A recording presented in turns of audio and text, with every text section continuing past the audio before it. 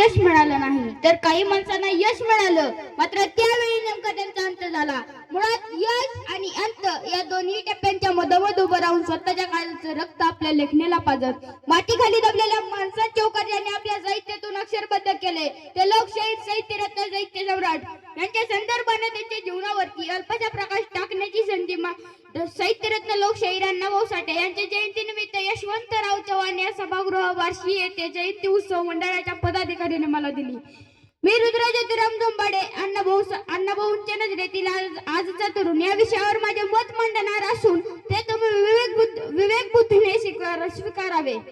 अण्णाभाऊ साठे यांचा जन्म 1 ऑगस्ट 1920 रोजी सांगली जिल्ह्यातील वाटेगाव या गावी झाला.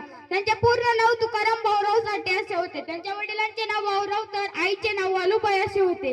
वंचिततेच्या व्यथा प्रभावीपणे मांडणारे थोर व्यक्तिमत्व म्हणजे लोकशाहीर अण्णाभाऊ साठे.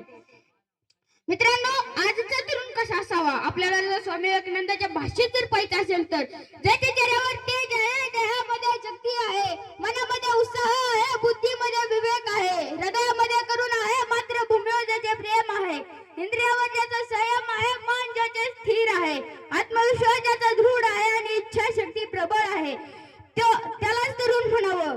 धाडसाचे बळ आहे, सिंहासारखा निर्भय आहे, ध्येय ज्याचे उच्च आहे, सत्य ज्याचा ईश्वर आहे, व्यसनापासून जो मुक्त आहे, जीवनामध्ये ज्याचे शिस्त आहे, प्रेम ज्याचा सूर आहे, मानवता हेच ते कुळ आहे, गुरुजनांचा ज्याला आदर आहे, पालकांवरती त्याची श्रद्धा आहे, दीनदुबळ्याचा तो मित्र आहे, सेवेसाठी जो तत्पर आहे, जीवनामध्ये ज्याचे नित्य आहे, चारित्र्य ज्याचं शुद्ध आहे, तोच आदर्श युवक आहे असे स्वामी विवेकानंद म्हणतात.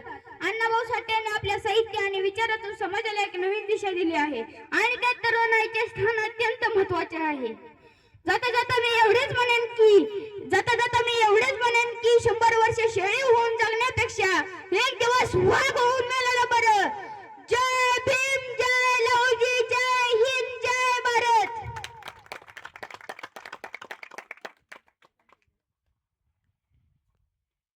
गावामध्ये खूप